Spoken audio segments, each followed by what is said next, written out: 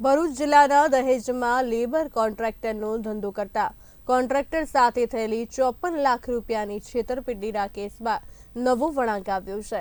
Police દ્વારા આરોપીની ધરપકડ બાદ ચોંકાવનારી હકીકત બહાર આવી હતી, જેમાં આરોપી રાજસ્થાનના જ્યોતિષના ચક્કરમાં રૂપિયા ગુમાવ્યા હોવાનું બહાર આવ્યું હતું। તેથી પોલીસે ઠગ જ્યોતિષની ધરપકડ કરી હતી। ભરૂચના મોટા ઔદ્યોગિક હબ તરીકે ઓળખાતા દહેજમાં ભૂમિ ડેવલપર્સ નામથી લેબર સપ્લાયનો કોન્ટ્રાક્ટ ચલાવતા કોન્ટ્રાક્ટર સાથે એકાઉન્ટન્ટ લલિત રમણભાઈ પટેલ દ્વારા રૂપિયા 54 લાખની છેતરપિંડી કરવામાં આવી હતી, જેમાં લલિતે કોન્ટ્રાક્ટર દ્વારા આપવામાં આવેલા સહી કરેલા 12 જેટલા ચેકનો ઉપયોગ કરીને રૂપિયા 54 લાખ ઉપાડી લીધા હતા। જે ઘટના અંગે કોન્ટ્રાક્ટર દ્વારા ભરૂચ એ ડિવિઝન પોલીસ મથકમાં ફરિયાદ નોંધાવવામાં આવી હતી અને પોલીસે લલિતની ધરપકડ કરીને સઘન પૂછપરછ કરતા ચોંકાવનારી હકીકત બહાર આવી હતી, જેમાં લલિતે પોલીસ સમક્ષ જણાવ્યું હતું કે રાજસ્થાનના જયપુરમાં રહેતા જ્યોતિષ તરુણ ઉર્ફે તરુણ આચાર્ય ઉર્ફે ટાર્ઝન દુલીચંદ શર્માને આંગણિયા પેઢી તેમજ બેંક એકાઉન્ટ મારફતે આશરે 4 કરોડ 50 લાખ રૂપિયા છેલ્લા 2 વર્ષમાં આપ્યા હોવાની હકીકત જાણવા મળી હતી, જેના આધારે પોલીસે રાજસ્થાનના જયપુર ખાતેથી કહેવાતા જ્યોતિષ તરુણની ધરપકડ કરી હતી। આરોપી લલિતની પૂછપરછ કરતા એને જણાવેલું કે એને એક યુવતી સાથે એક તરફી પ્રેમ હતો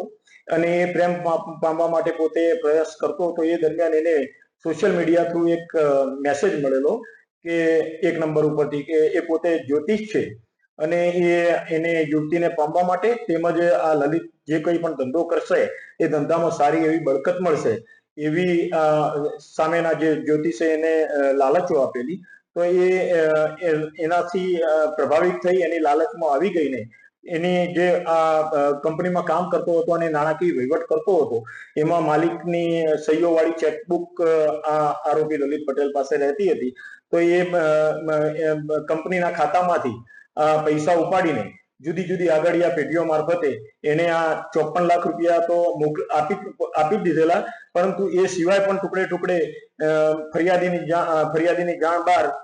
જે કંપનીના બીજા જુદા જુદા એકાઉન્ટો હતા એ એકાઉન્ટોમાંથી કુલ્લે 4.5 કરોડ રૂપિયા જેટલી માતબર રકમ જે એસ્ટ્રોલોજર એના સંપર્કમાં આવેલો હતો એને આપી દીધેલા છે એવી હકીકત તપાસ દરમિયાન જણાઈ આવતા આ જે એસ્ટ્રોલોજર છે એ રાજસ્થાનના જયપુરમાં રહેતો હોવાનું અને એનું નામ તરુણ ઉર્ફે તરુણ આચાર્ય ઉર્ફે ટાર્ઝન